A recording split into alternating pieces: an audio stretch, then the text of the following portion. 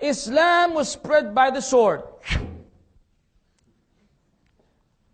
Yeah, you should come to the Dawah Center, come to the Dawah Center where I've worked and where many people work, and look for the swords that we be hanging, on the walls. As soon as a non-Muslim comes and say, ha, you came to the right place.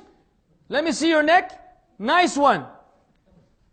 Liars, man. It's nasty, these people. No shame. You know what sucks? What sucks is when people are liars, they know they are liars, and they continue to lie. It's shameless how bad things can get when it comes to the allegations against Islam and Muslims. Islam was spread by the sword.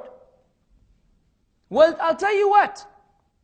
If Islam was spread by the sword, we will have a lot of casualties by now. The Dawah Center would have to be burying new Muslims, they never made it to Islam, because we would have killed them first, every day. But guess what? No one has ever welcomed a non-Muslim with a sword.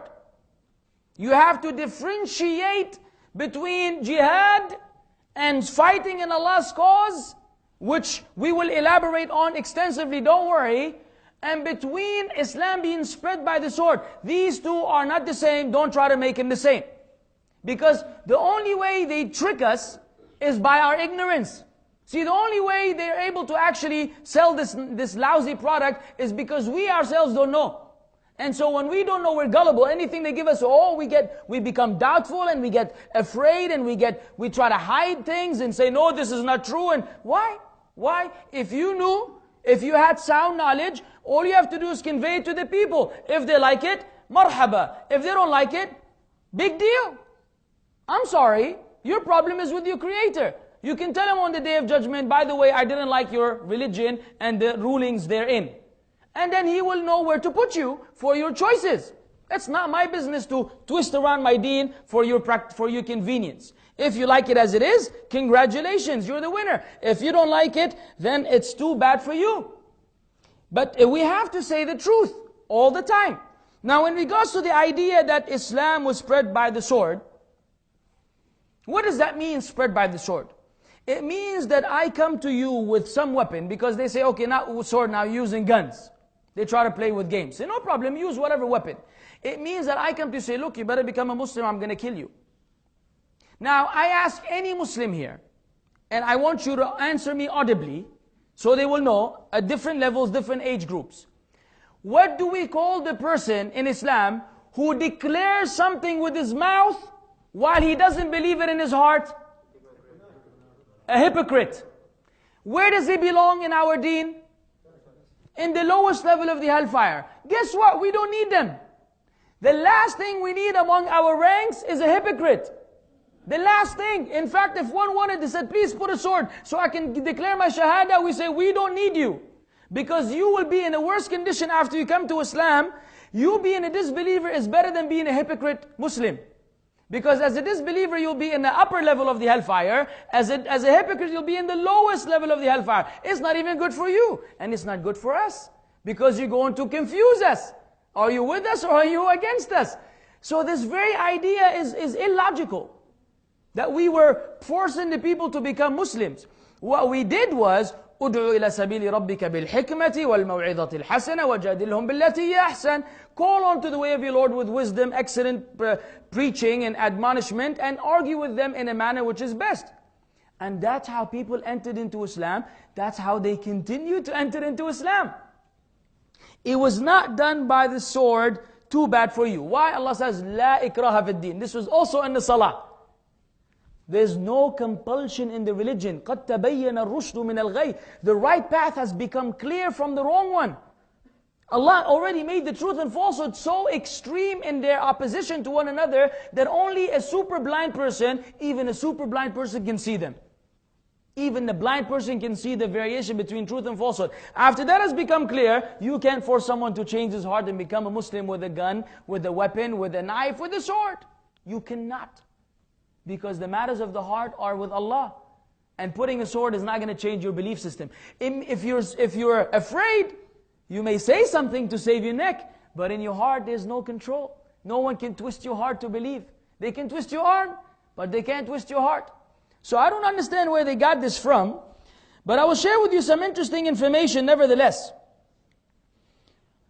There's a non-Muslim historian by the name of DeLacy O'Leary, who wrote in his book Islam at the Crossroads, it was published in London, 1923, on page 8. History makes it clear, however, that the legend of fanatical Muslims sweeping through the world and forcing Islam at the point of the sword upon conquered races is one of the most fantastically absurd myths that historians have ever accepted. It's just this big old lie that people have found okay to accept. And they seem deliberately or mistakenly to turn a blind eye against the Crusaders. And now what did the Crusaders do? First, let it be known that the Muslims ruled Spain for roughly 800 years. During this time and up to when they were finally forced out, the non-Muslims there were alive and flourishing. Additionally, Christian and Jewish minorities have survived in the Muslim lands of the Middle East for centuries. If Islam was spread by the sword, as in you were given a choice every time, become a Muslim or we kill you, there will be only Muslims on earth today. You won't find them in Syria, you won't find them in Lebanon, you won't find them in Palestine, you won't find them anywhere. They would have been killed by now. They are minorities. Why are they alive? Why are their churches still over there? Because Islam wasn't spread by the sword. Not in this sense. Egypt, Morocco, Palestine, and the list goes on. All of these are places where Muslims and sometimes Jewish populations exist up until today. Now, the spread of Islam stands in contrast to the actions of the followers of Christianity, who since the time of Emperor Constantine have made liberal use of the sword. After basing their conduct on biblical verses, you will find plenty of them that endorse and justify killing. This was especially true of the colonization of Southern America and Africa, South America and Africa, where native peoples were systematically wiped out or forced to convert. It is also interesting to note that when the Mongols invaded and conquered large portions of the Islamic Empire, instead of destroying the religion, they became Muslim. They conquered the Muslim land, and instead of them, falling, instead of the thing being the other way around, they wind up embracing Islam. Never happened in history, where the conqueror accepts the religion of the conquered. But that's because Islam was like that.